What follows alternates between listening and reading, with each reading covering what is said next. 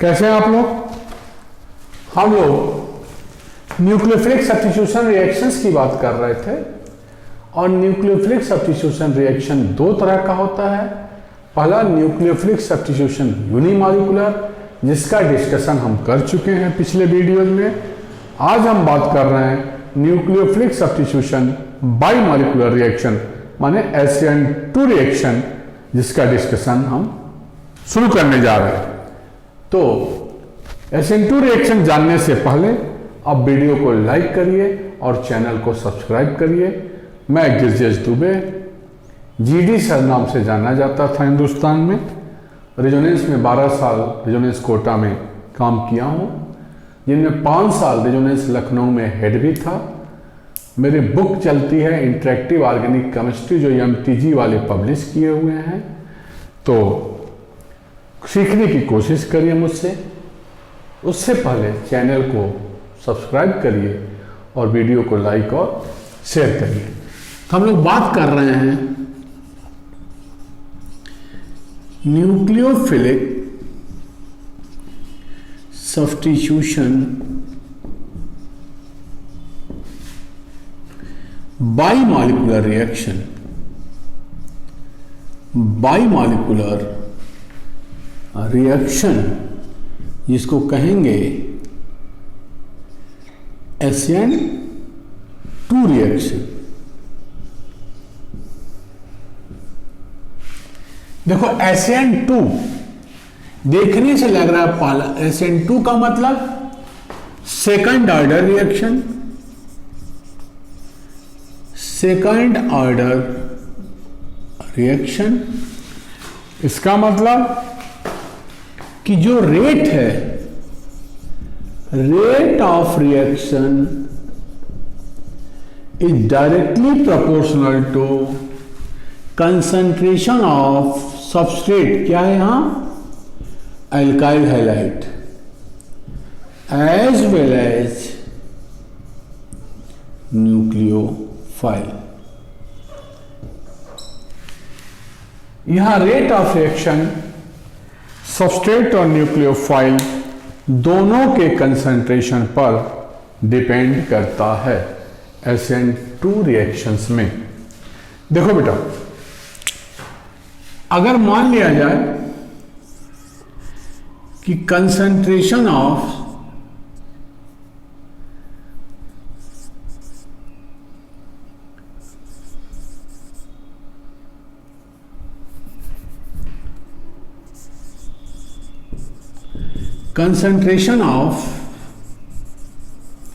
alkyl halide is increased by 3 times and concentration of nucleophile is reduced to half, तो rate of reaction क्या हो गया? Rate will be increased by 3/2 times. Rate of reaction SN2 के case में alkyl halide और nucleophile दोनों के concentration पर डिपेंड करता है। अगर इसका मतलब अगर सवाल दे दिया जाए कि अल्काइल हैलाइड का कंसंट्रेशन 3 गुना कर दिया जाए और न्यूक्लियोफाइल का कंसंट्रेशन घटा दिया जाए, आधा कर दिया जाए, तो रेट कितना गुना बढ़ेगा? तो दोनों पे डिपेंड कर रहा है, 3 गुना और आधा, तो rate will be increased by 3/2 times.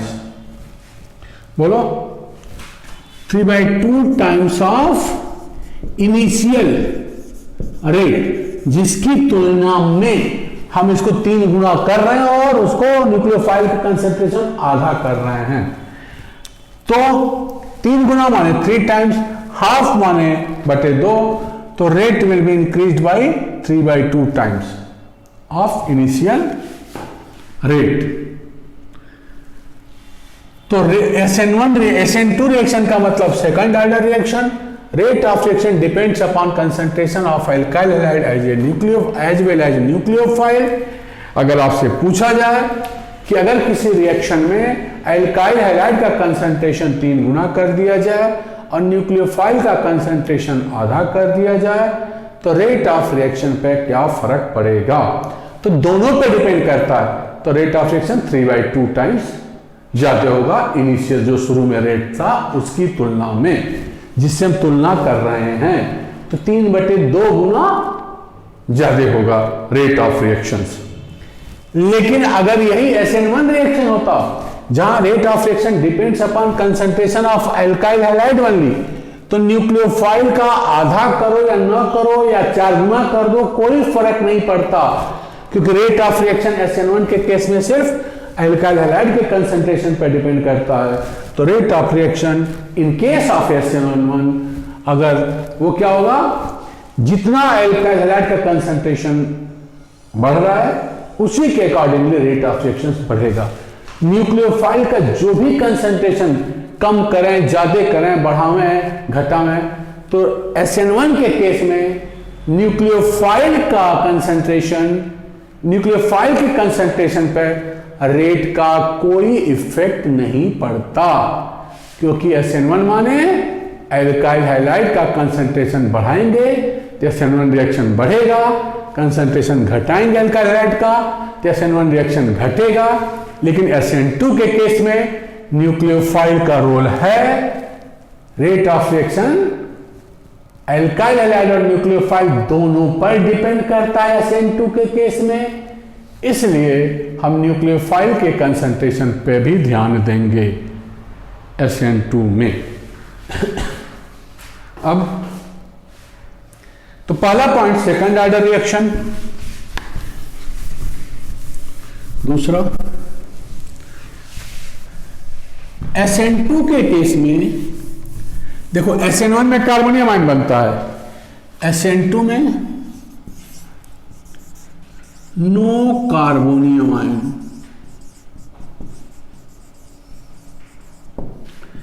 But यहां मिलता है transition state is achieved. SN2 के केस में कार्बोनियम आयन नहीं बनता है, कार्बोनियम आयन SN1 में बनता है। SN2 में क्या होता है, ट्रांजिशन स्टेट मिलता है। क्यों? Because it is a simultaneous reaction. कैसा रिएक्शन है ये? It is a simultaneous reaction.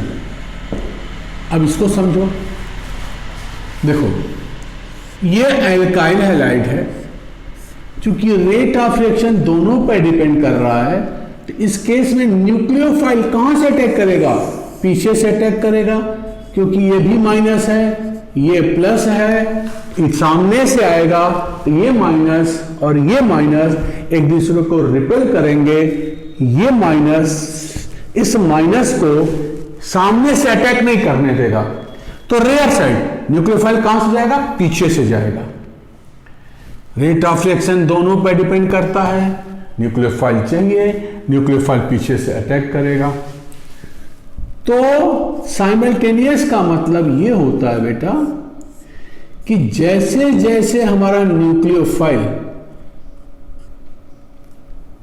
इस कार्बन से जिस पर हाइड्रोजन है बॉन्ड बनाना शुरू करेगा, वैसे वैसे कार्बन और हाइड्रोजन का बॉन्ड टूटना शुरू होगा। तो एक स्थिति ऐसी जरूर आएगी जिसमें आधा बॉन्ड बना हो और आधा बॉन्ड टूटा हो। कौन सा बॉन्ड बना हुआ? न्यूक्लियोफाइल और हाइड्रोजन बियरिंग कार्बन बॉन्ड। कौन सा बॉन्ड टूट रहा है? कार्बन और हाइड्रोजन बॉन्ड। तो न्यूक्लियोफाइल और हाइड्रोजन बियरिंग बॉन्ड कार्बन का फॉर्मेशन जैसे ही शुरू होगा, पीछे से अटैक करेगा। जैसे ही ये और ये बॉन्ड बनना शुरू होगा, तुरंत ये और ये बॉन्ड टूटना शुरू होगा। तो ऐसी स्थिति आएगी जिसमें हाफ बॉन्ड बना हो और हाफ बॉन्ड टूटा हो। इसी को कहते हैं ट्रांजिशन स्टेट। तो no carbonium ion but transition state is achieved. Competition में ट्रांजिशन स्टेट का स्ट्रक्चर पूछा जाए तो यही है, आधा बना है आधा टूटा है और ये दोनों माइनस है। तीसरा पॉइंट देखो, न्यूक्लियोफाइल पीछे से अटैक कर रहा है, इसका मतलब इस कार्बन पर जितना ही कम हिंड्रेंस होगा न्यूक्लियोफाइल उतनी ही आसानी से अटैक करेगा। सबसे कम हिंड्रेंस किस पे होगा? अगर ये alkyl halide primary alkyl halide है तो decreasing order of reactivity of substrate during SN2। देखो यहां अगर अनहिंडर्ड प्राइमरी एल्काइल हैलाइड है जैसे मिथाइल हैलाइड, तो मिथाइल हैलाइड पे पीछे से कोई कार्बन वाला ग्रुप है नहीं, न्यूक्लियोफाइल आसानी से अटैक करेगा। इसके बाद अगला प्राइमरी एक H पे मिथाइल लगा दिया तो ये प्राइमरी एल्काइल हैलाइड। 10 दो मिथाइल के दो हाइड्रोजन पे मिथाइल लगा दिया तो ये वाला secondary alkyl halide. Then methyl के तीनों हाइड्रोजन पर मिथाइल के तीनों हाइड्रोजन पर मिथाइल लगा दिया तो टर्शियरी एल्काइल, ये मिथाइल हैलाइड है।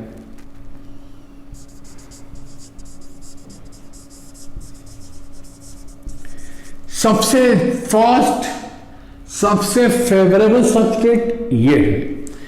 अब कार्बन एक एक करके बढ़ाते जाएं तो ये हुआ 1 degree alkyl halide ethyl halide, this is 2 degree alkyl halide and this is 3 degree alkyl halide. तो जैसे जैसे एक एक करके मिथाइल के हाइड्रोजन पर एल्काइल ग्रुप लगाते जाएंगे, पीछे से न्यूक्लियोफाइल का अटैक हिंडर्ड होता चला जाएगा। इस न्यूक्लियोफाइल के पीछे से अटैक को कौन हिंडर करता है? कार्बन। ये एल्काइल ग्रुप इस कार्बन पर न्यूक्लियोफाइल को पहुंचने में हिंड्रेंस क्रिएट करेगा, इसलिए रिएक्शन स्लो होता चला जाएगा। तो सबसे ज्यादा फेवरेबल है प्राइमरी एल्काइल हैलाइड और प्राइमरी में भी मिथाइल हैलाइड, या इन जनरल में हम कह सकते हैं कि unhindered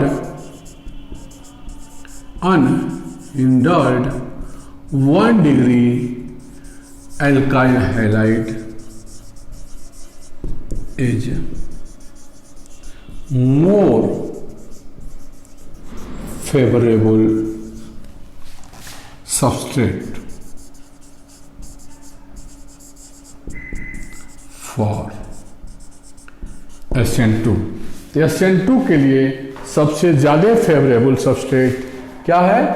unhindered primary alkyl halide. इसमें से भी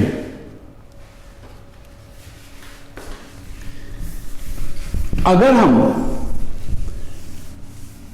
प्राइमरी कार्बन पर कोई इलेक्ट्रॉन विथड्राइंग ग्रुप लगा दें तो ये और ज्यादा फेवर करेगा SN2 रिएक्शंस को। जैसे अगर हम यहां NO2 लगा दें तो ये तो इलेक्ट्रॉन खींच रहा है, यहां से ये भी इलेक्ट्रॉन खींच रहा है, इस कार्बन पर पॉजिटिव सेंटर ज्यादा क्रिएट होगा तो न्यूक्लियोफाइल आसानी से अटैक करेगा। तो पहला कंडीशन तो ये है unhindered primary alkyl halide is more favourable for SN2, और दूसरा condition -I effect group attached to 1 degree carbon atom favors SN2 path। तो जितना स्ट्रांग माइनस आई होगा, देखो अगर हम NO2CH2Cl ले लें, CnCH2Cl ले लें, CHOCH2Cl ले लें, या CH3CH2Cl ले लें, देखो तो माइनस आई का ऑर्डर यही होगा, क्योंकि minus I of NO2 is more than Cn which is more than cyanide. तो stronger the minus I at the same position in case of primary alkyl halide, more favourable will be SN2 path. Primary alkyl halide के carbon पर जितना strong minus I effect group होगा, SN2 reaction उतना ही ज्यादा होगा। तो minus आई का ऑर्डर है NO2 is greater than Cn is greater than CHO, minus I effect order. Fourth point,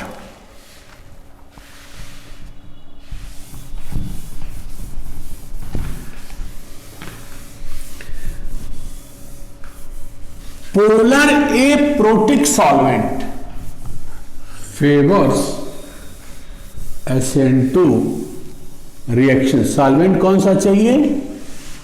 polar aprotic solvent. देखो fourth, polar aprotic solvent favours SN2 path। polar aprotic solvent favors SN2 path। देखो कैसे, मान लो आप polar aprotic solvent dimethyl sulphoxide ले रहे हैं, DMSO सोच रहे हैं, ये क्या है? Polar aprotic solvent. SN2 reactions का मतलब हमें न्यूक्लियोफाइल है, इस कार्बन पर ये प्लस है, ऑक्सीजन पर माइनस है, ये तीन ग्रुप है जिससे पॉजिटिव सेंटर्ड को ये तीनों ग्रुप क्या है? हिंडर्ड के अंदर रोके हुए हैं। तो जिसके चलते इस न्यूक्लियोफाइल को ये पोलर एप्रोटिक सॉल्वेंट सॉल्वेट नहीं कर पा रहा है। लेकिन अगर हम पोलर प्रोटिक सॉल्वेंट लेते, पोलर प्रोटिक सॉल्वेंट ये SN2 रिएक्शंस के न्यूक्लियोफाइल को सॉल्वेट कर देता, मतलब इसके चारों ओर वाटर की लेयर आ जाती,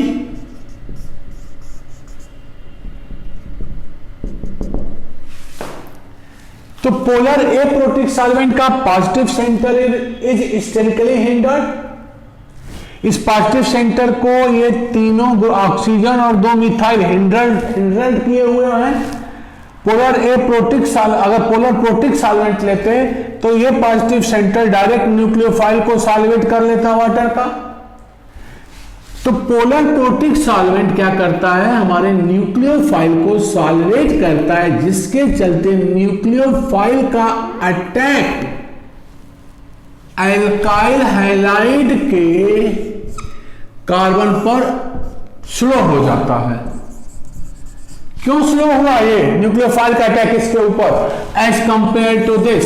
क्योंकि इसके चारों ओर इसके इस न्यूक्लियोफाइल के चारों ओर वाटर का लेयर है, यहां सॉल्वेंट का लेयर नहीं है। इस लेयर होने के चलते इसका यहां पहुंचना स्लो हो जाएगा as compare to this nucleophile, जहां रिएक्शन पोलर एप्रोटिक सॉल्वेंट में हो रहा है।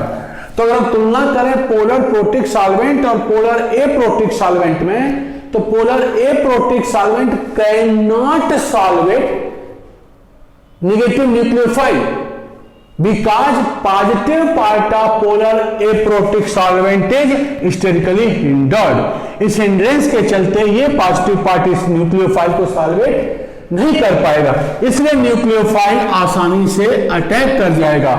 तो solvent polar aprotic solvent favours SN2 path because positive centre of polar aprotic solvent can not solvate negative nucleophile.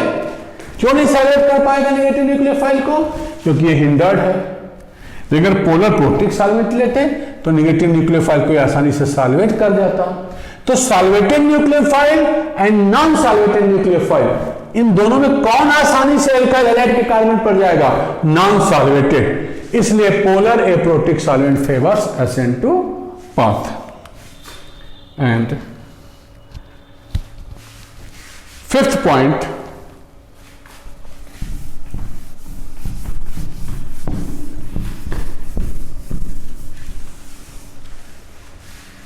since a nucleophile attack from backside, hence Walden inversion या 180 degree inversion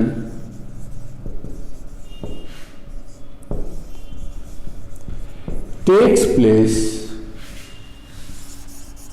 during SN2 reaction. देखो ये alkyl halide है, ये nucleophile है, पीछे से attack कर रहा है। इस न्यूक्लियोफाइल का हाइड्रोजन बियरिंग कार्बन से बॉन्ड बनना शुरू होगा, इस कार्बन का हाइड्रोजन साथ बॉन्ड टूटना शुरू होगा, एक ट्रांजिशन स्टेट बना।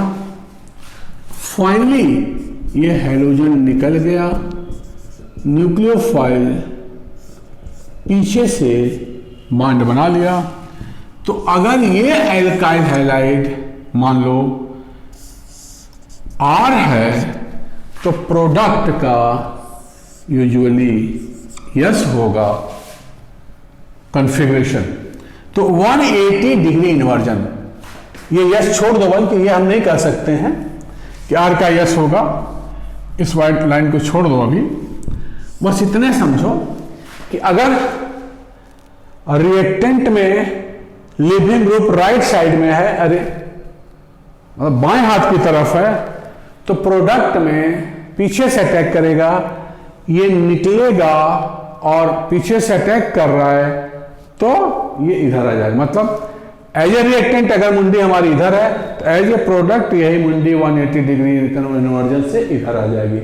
तो 180 डिग्री इन्वर्जन या वाल्डन इन्वर्जन इसी को कहते हैं। क्यों SN2 में होता है? क्योंकि न्यूक्लियोफाइल पीछे से अटैक कर रहा है। एज ए रिएक्टेंट अगर हम इधर देख रहे हैं, ये हमारा लिविंग ग्रुप है, तो जब पीछे लिविंग ग्रुप निकल जाएगा और हमें देखना ही है तो 180 डिग्री घूम करके हम न्यूक्लियोफाइल को देखने लगेंगे। तो Walden inversion takes place during SN2 reaction. तो हम कह सकते हैं इसको देख के 10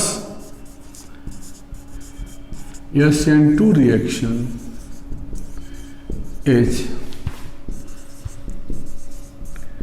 बाइमॉलिक्यूलर सिंगल स्टेप रिएक्शन। अगर हम ग्राफिकल रिप्रेजेंटेशन करें एनर्जी वर्सेज रिएक्शन प्रोग्रेस,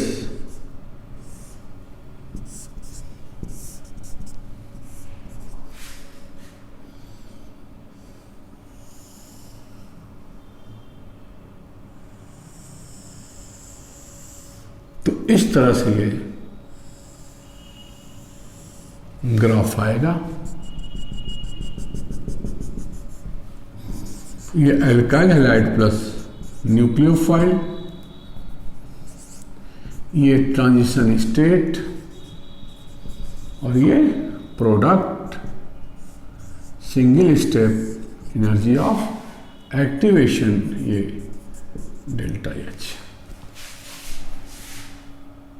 तो SN2 रिएक्शंस का ये पाथ है। अब वो पॉइंट जो हमें याद ही करना है, मोस्ट इंपॉर्टेंट पॉइंट, क्लियर?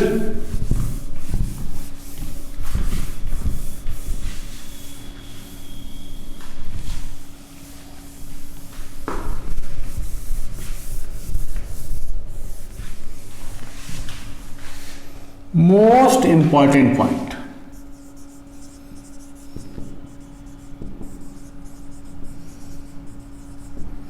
पहला पॉइंट है it is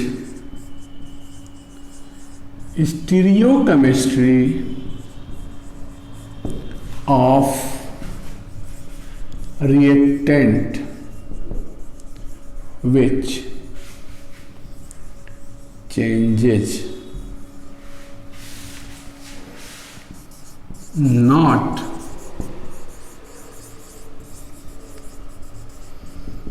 stereochemistry of nucleophile। देखो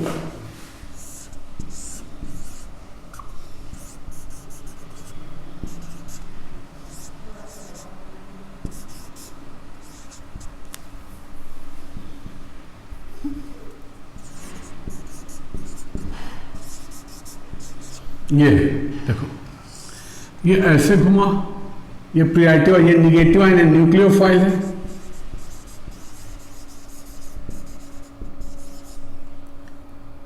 ये प्रियाटिव है, ये 1, ये 2, ये 3, ये 4।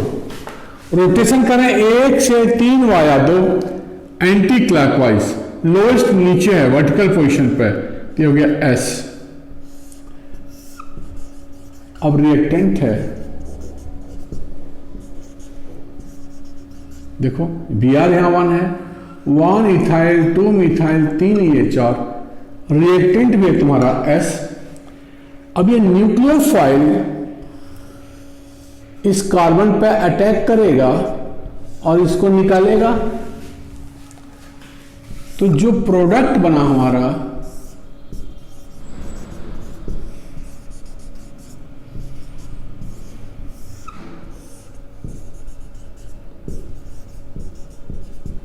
वो ये बन गया। ये तो न्यूक्लियोफाइल वाला पार्ट एस का एस ही रह गया, ये तो रिएक्टेंट है। लेकिन रिएक्टेंट वाला पार्ट क्या हो गया? आर। तो एस का प्रोडक्ट हो गया एस आर। ये एस क्या है? न्यूक्लियोफाइल का पार्ट। ये क्या है? न्यूक्लियोफाइल का पार्ट। बदला क्या? रिएक्टेंट। यस किस में कन्वर्ट हो गया? आर में। तो it is stereochemistry of reactant which changes, not stereochemistry of nucleophile. दूसरा पॉइंट,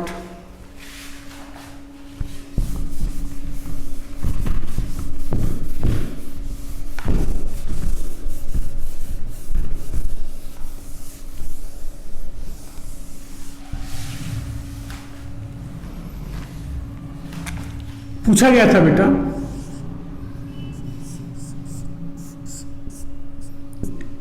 कि सोडियम फिनॉक्साइड है, इसका जब हम रिएक्शंस करेंगे इथाइल ब्रोमाइड से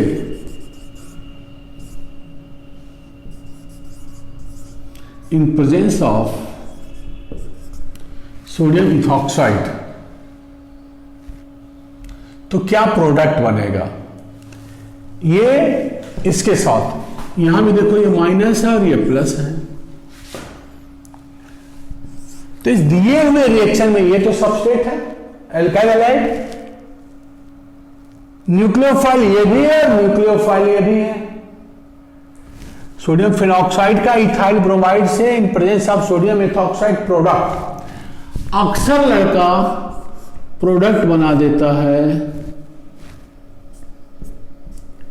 इसको न्यूक्लियोफाइल लेते हुए ये this is phenetole ethyl phenyl ether. But this is wrong. Correct answer है इस केस में डाइथाइल ईथर।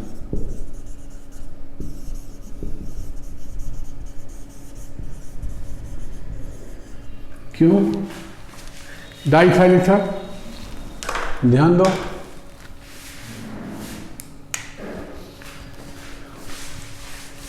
यहां न्यूक्लियोफाइल O- है,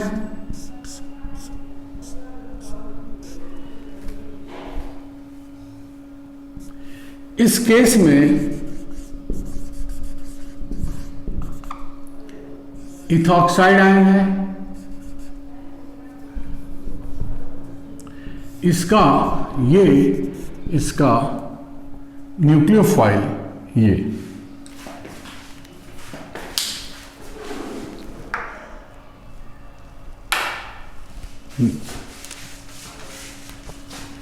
देख बेटा,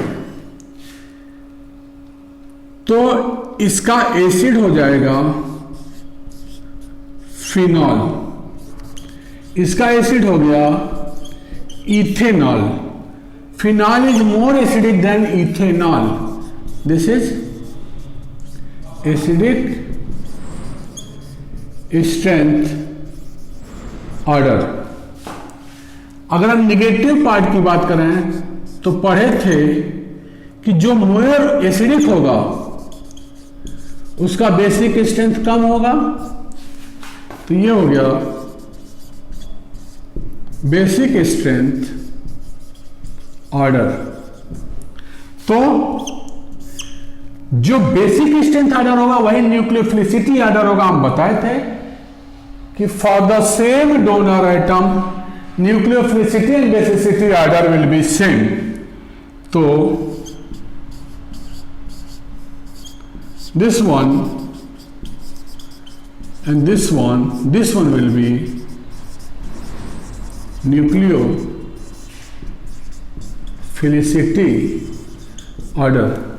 So for the same donor atom nucleophilicity and basicity order will be same. For the same donor atom, sir इसको आगे कर दें, ये जो बेसिसिटी ऑर्डर होगा for the same donor atom nucleophilicity और basicity order will be same, तो यही हो जाएगा हमारा न्यूक्लियोफिलिसिटी ऑर्डर। तो this one will be better nucleophile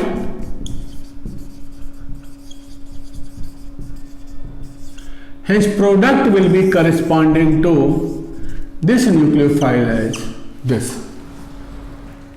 बोलो, ये O- फिनॉक्साइड आयन है, ये इथॉक्साइड आयन है। अगर हम इनका एसिड बनावे तो फिनॉल है, इथेनॉल है। एसिडिक स्ट्रेंथ ऑर्डर में phenol is more acidic than ethanol. तो स्ट्रॉन्ग एसिड का माइनस वीक बेस, तो बेसिक स्ट्रेंथ ऑर्डर क्या होगा? Phenoxide ion will be less basic than ethoxide ion. बताया था अगर डोनर एटम सेम है तो जो बेसिसिटी ऑर्डर होगा वही न्यूक्लियोफिलिसिटी ऑर्डर होगा। इसका अंदर ethoxide ion better nucleophile than phenoxide ion. अगर बेटर न्यूक्लियोफाइल है तो प्रोडक्ट हो जाएगा डाइथाइल ईथर।